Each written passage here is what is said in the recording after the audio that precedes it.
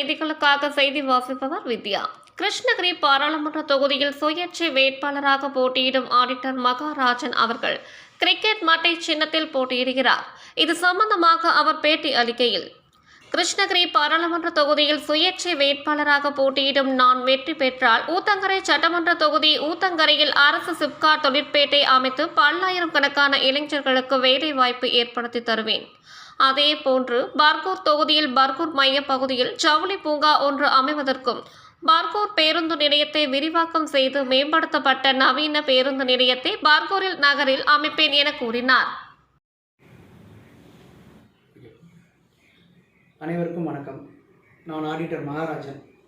வருகின்ற 19ஆம் தேதி நடைபெறுகின்ற பாராளுமன்ற தேர்தலில் கிருஷ்ணகிரி மாவட்டத்தில் சுயேட்சை வேட்பாளராக கிரிக்கெட் மட்டை சின்னத்தில் போட்டியிடுகிறேன். கிருஷ்ணகிரி மாவட்டத்துக்கு உட்பட்ட ஊத்தங்கரை தொகுதியில் பல்லாயிரக்கணக்கான இளைஞர்கள், மாணவர்கள் வேலைவாய்ப்பை தேடி பெங்களூரு, சென்னை, கோவை, திருப்பூர் மற்றும் பல்வேறு பகுதிகளுக்கு இடம்பெயர்கின்றனர்.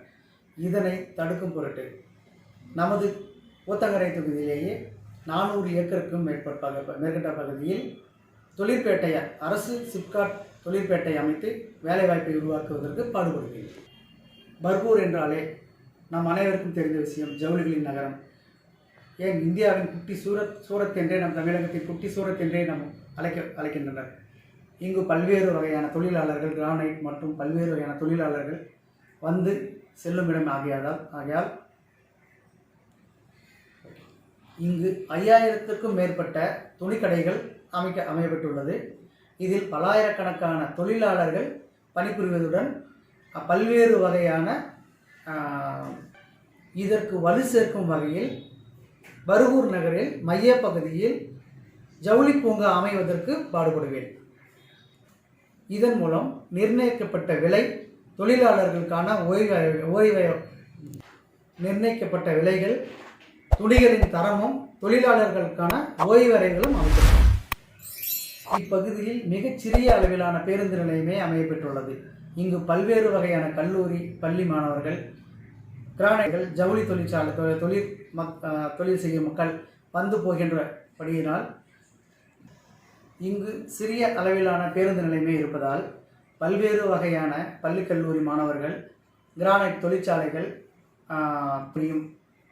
பொதுமக்கள் வந்து போகும் வகையில் மிக சிறிய அளவிலான அந்த பேருந்து நிலையம் இருப்பதால் இதனை மேம்படுத்தப்பட்ட, விரிவாக்கப்பட்ட பேருந்து கட்டமைக்கப்பட பாடுபடுவேன். ஆகையால் எனக்கு ஒதுக்கப்பட்டுள்ள கிரிக்கெட் மட்டை சின்னத்திற்கு வாக்களித்து பெருவாரியான வாக்குகள் வித்தியாசத்தில் வெற்றி பெற செய்தால் மேற்கொண்ட இந்த அனைத்து பணிகளையும் உங்களுக்காக, உங்களில் ஒருவனாக என்று பணிவன்புடன் கேட்டுக்கொள்கிறேன்.